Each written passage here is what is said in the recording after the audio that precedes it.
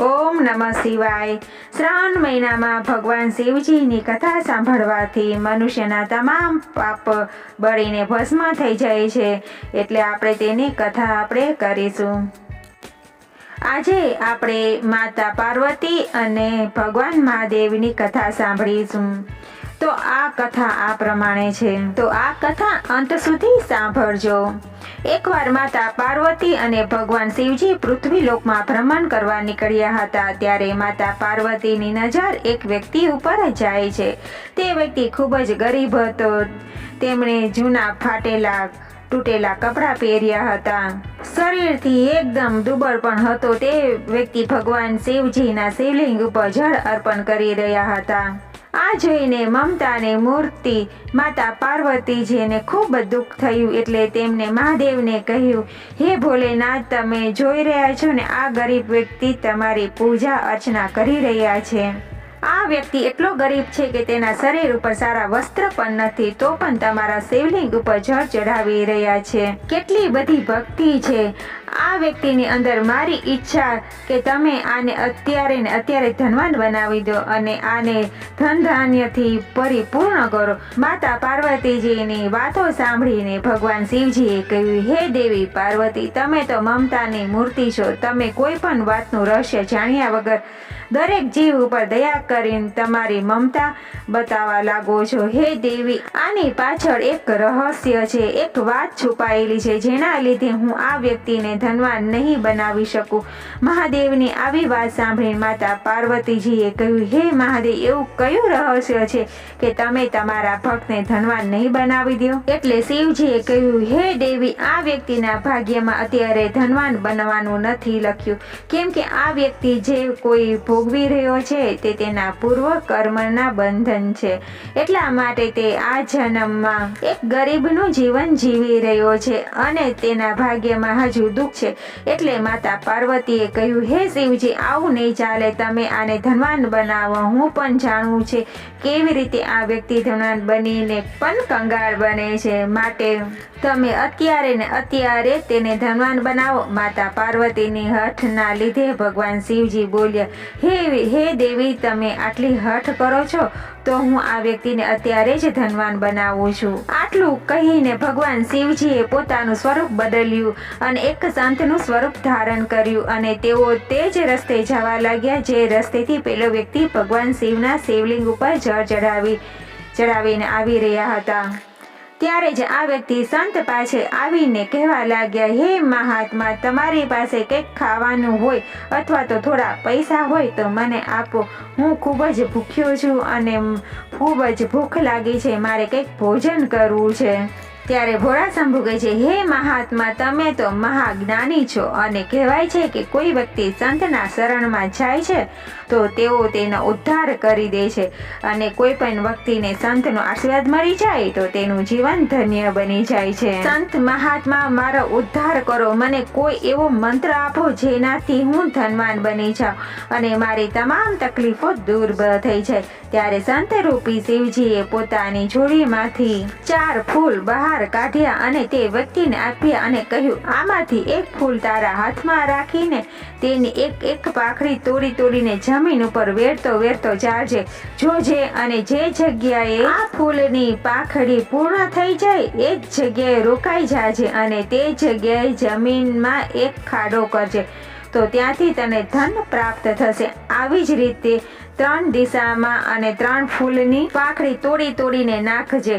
જોજે અને 3 દિશામાં આવી રીતે ખાડો કરીશ તો તને અપાર ધન પ્રાપ્તિ થશે। પરંતુ મારી એક વાત યાદ રાખજે, તું દક્ષિણ દિશામાં આ ફૂલ લઈને ક્યારે નહીં જાતો અને એક ફૂલ વધે તે હંમેશા તારી પાસે જ, અને આ ફૂલ જ્યાં સુધી તું તારી પાસે રાખીશ ત્યાં સુધી તારી ધન સંપત્તિ ક્યારેય ખૂટશે નહીં। આવું કહીને ભગવાન શિવજી પોતાના રસ્તે ચાલી નીકળ્યા।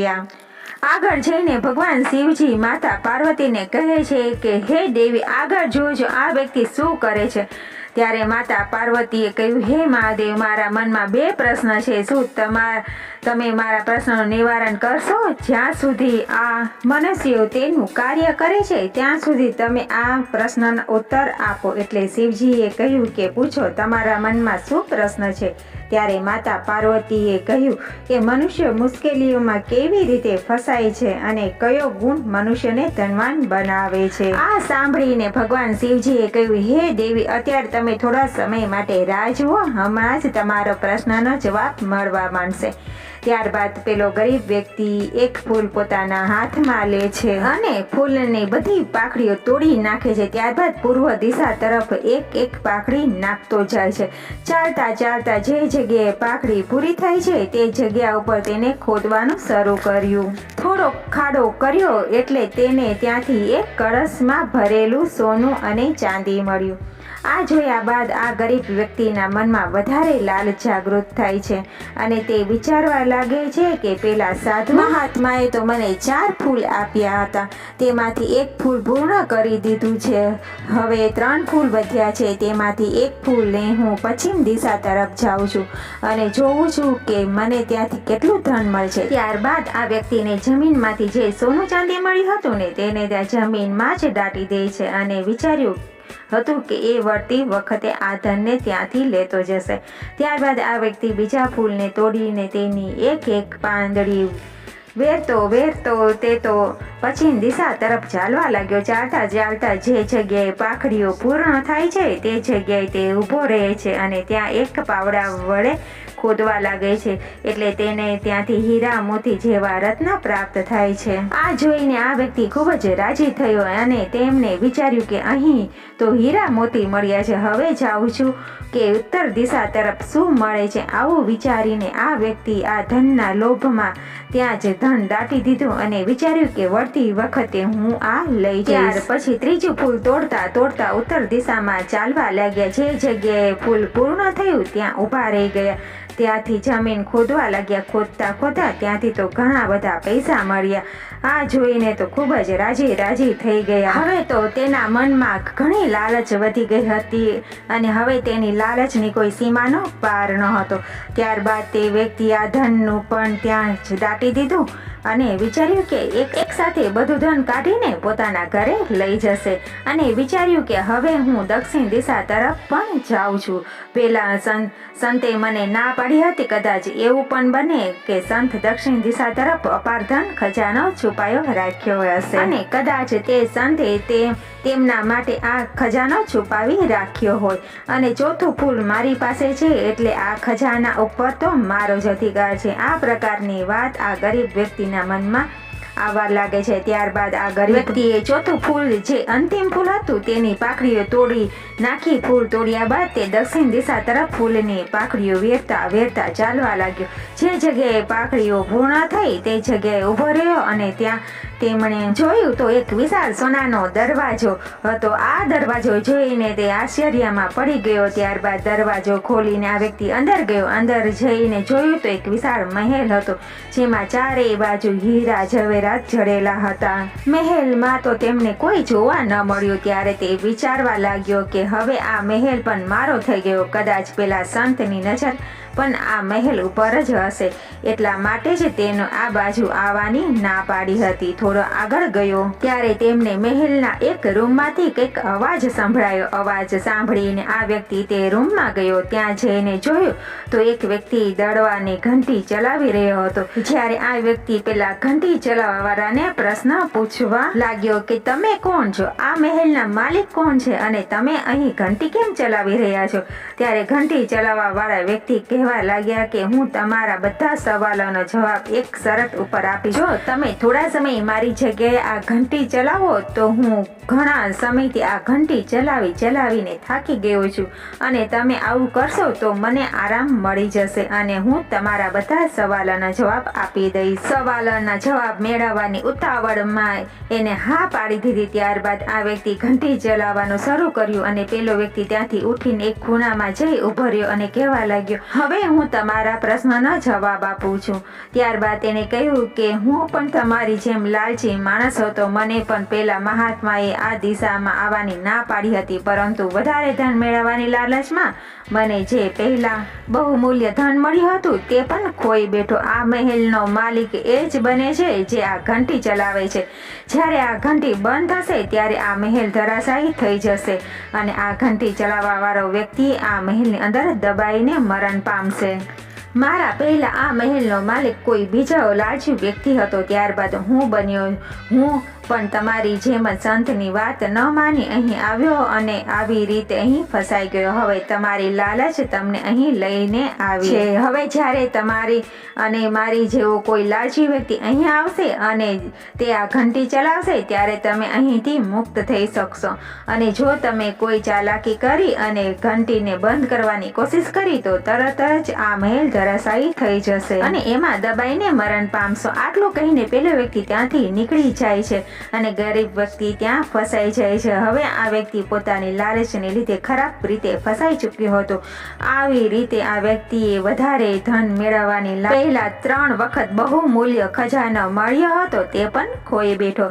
ત્યારે ભગવાન શિવજીએ માતા પાર્વતીને કહ્યું કે હે દેવી, તમે જોયું આ વ્યક્તિ તેમની લાલચના લીધે કેવી રીતે ફસાયો. તમારો પ્રશ્ન હતો કે વ્યક્તિ પરેશાનીમાં કેવી રીતે ફસાય છે. તો પરેશાનીમાં વ્યક્તિ આવી રીતે ફસાય છે.